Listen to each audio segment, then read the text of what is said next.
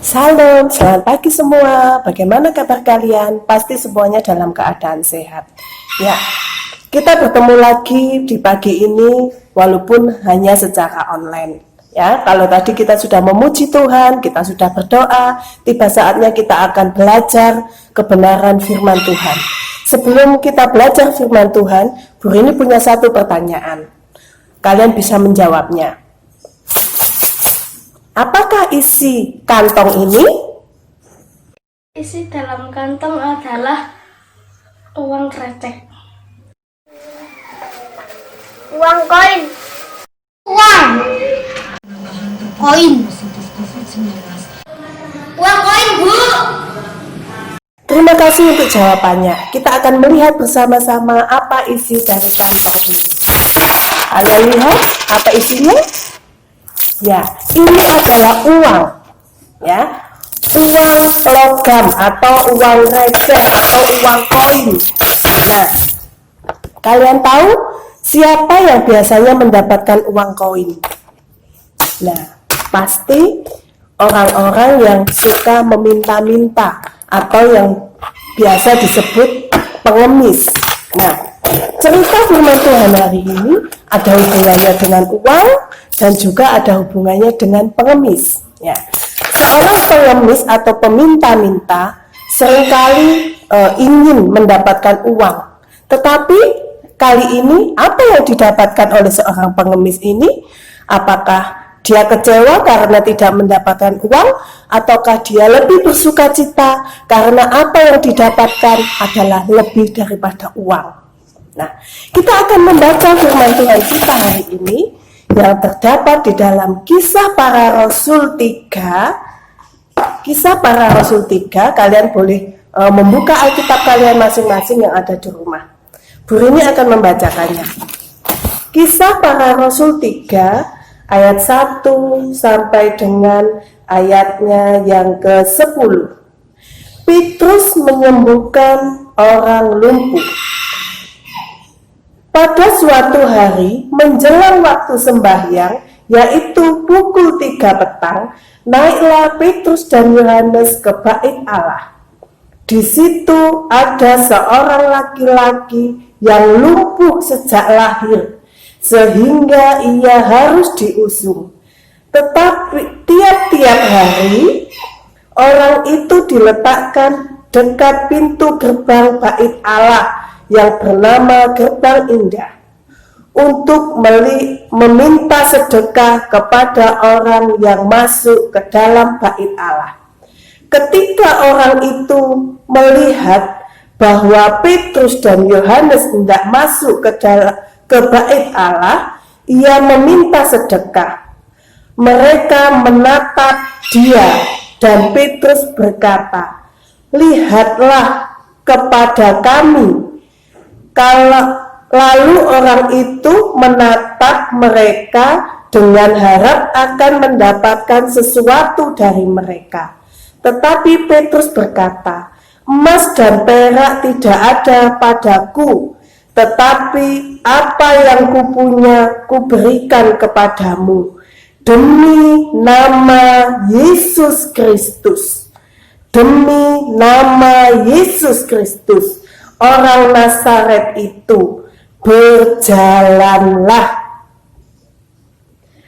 Lalu ia memegang tangan kanan orang itu dan membantu dia berdiri.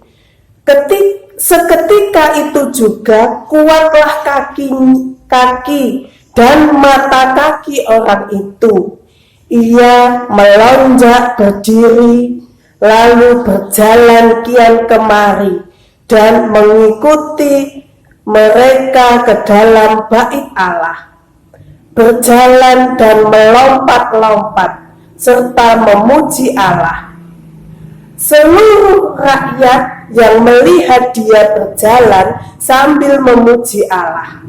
Lalu mereka mengenal dia sebagai orang yang biasanya duduk meminta sedekah di gerbang indah bait Allah, sehingga mereka takjub dan tercengang tentang apa yang telah terjadi padanya. Nah, itu firman Tuhan hari ini. Sebetulnya sampai pasal yang keempat ya, di situ dilanjutkan dengan Petrus berkhotbah di Serambi Salomo dan Petrus dan Yohanes dihadapkan di mahkamah agama. Nah, kalau kalian sudah mendengar bahwa cerita minggu kemarin ada sesuatu yang turun dari langit, apakah itu? Ya, itu adalah Roh Kudus. Ya, suatu roh yang memberikan kekuatan kepada murid-murid Tuhan Yesus. Kekuatan untuk apa? Kekuatan untuk menceritakan kebaikan Tuhan, untuk menceritakan kabar baik yang asalnya daripada Tuhan. Kekuatan untuk keberanian mereka dan juga sukacita yang ada di dalam diri mereka. Nah, di sini diceritakan setelah mereka mendapatkan curahan Roh Kudus, kemudian Petrus dan Yohanes pergi ke bait suci. Nah, kalian bisa lihat gambar yang ada di sini.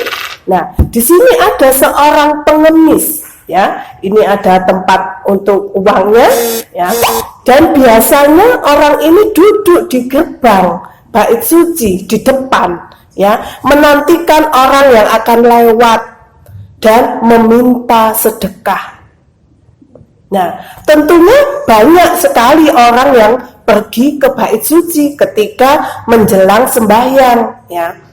Nah, kemudian Petrus dan Yohanes menghampiri dia. Nah, tadi dikatakan bahwa emas dan perak tidak ada padaku, tetapi apa yang ada padaku akan kuberikan kepadamu. Di dalam nama Tuhan Yesus, orang Nazaret itu berdiri dan berjalanlah. Nah, di sini terlihat bahwa Petrus memegang tangan seorang pengemis yang lumpuh ini, ya. Dan Petrus membantu dia untuk berdiri. Setelah itu mereka pun berdiri. Seketika itu berdiri, kemudian apa yang dilakukannya? Apakah dia hanya diam berdiri? Tidak, tetapi dia melompat-lompat, kegirangan, sukacita, karena selama ini dia tidak pernah berdiri. Dia duduk di situ, diantarkan oleh keluarganya, kemudian nanti menjelang sore dia akan dibawa sama keluarganya kembali ke rumahnya. Nah, ketika dia sudah bisa berdiri, tentunya dia merasakan sukacita. Dan apa yang dirasakan itu juga dilihat oleh banyak orang yang ada di situ. Dan dia mengikuti kemanapun Petrus dan Yohanes pergi. Ya. Dan semua orang melihat heran bahwa orang itu kan biasanya duduk di depan gerbang bait suci. Kenapa sekarang dia bisa berdiri, berjalan, bahkan dia bisa melompat-lompat? Apa yang sedang terjadi? Nah, kemudian di Serambi Salomo atau di bait suci itu, Petrus dan Yohanes mengajarkan kepada semua orang yang ada di situ, orang-orang yang tadi mengikuti si lumpuh ini berjalan dan ingin tahu apa yang terjadi.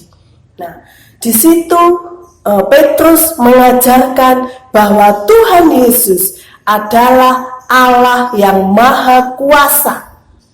Dia mampu memberikan kesembuhan. Ya. Dia mampu memberikan kesembuhan kepada semua orang. Tuhan tidak memilih-milih, tetapi Tuhan memberikan kesembuhan kepada semua orang yang percaya kepada Dia. Nah, kita melihat bahwa Tuhan adalah Allah yang maha pengasih dan penyayang. Dia mengasihi semua orang, mengasihi orang lumpuh, mengasihi orang buta, dan Tuhan juga mengasihi kita semua. Tuhan juga adalah Tuhan yang maha kuasa. Dia berkuasa untuk memberikan kesembuhan. Bahkan dia berkuasa untuk membangkitkan orang mati. Nah, Tuhan Yesus adalah satu-satunya jalan keselamatan bagi kita semua. Tuhan Yesus juga memberikan kuasa kepada kita semua untuk kita bisa menceritakan kabar baik, kabar sukacita, kabar keselamatan itu kepada keluarga kita, kepada teman-teman kita. Kita katakan bahwa Tuhan Yesus itu baik dan Dia adalah Allah satu-satunya yang ada di dalam dunia ini, yang bisa menyelamatkan kita ketika kita kelak berada di surga. Pertanyaan hari ini ialah, perhatikan ya, tadi Bu Rini sudah bercerita bahwa Petrus menyembuhkan orang lumpuh. Nah, pertanyaannya, apa yang dikatakan Petrus ketika dia memegang tangan orang lumpuh itu? Apa yang dikatakan Petrus? Kemudian, yang berikutnya, setelah itu, apa yang terjadi dengan si lumpuh? Apakah dia tetap duduk? Apakah dia berdiri? Ataukah apa yang dia lakukan setelah itu? Nah, itu firman Tuhan yang bisa Bu Rini bagikan hari ini. Semoga kalian mengerti dan memahami bahwa kasih Allah itu nyata di dalam kehidupan setiap kita. Mari kita berdoa. Kami bersyukur padamu ya Tuhan atas segala kebaikan yang Tuhan berikan bagi kami.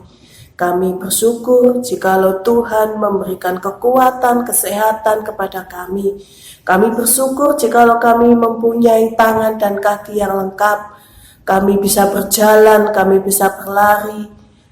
Tidak seperti orang yang lumpuh ini ya Tuhan. Kami bersyukur lebih daripada itu. Dan biarlah Tuhan Engkau memberikan kepada kami kemampuan, kekuatan untuk kami boleh menceritakan akan kasih-Mu kepada orang-orang yang ada di sekeliling kami. Terpujilah nama-Mu Tuhan, hanya di dalam nama Tuhan Yesus kami sudah berdoa. Haleluya, amin. Selamat hari Minggu, Tuhan Yesus memberkati.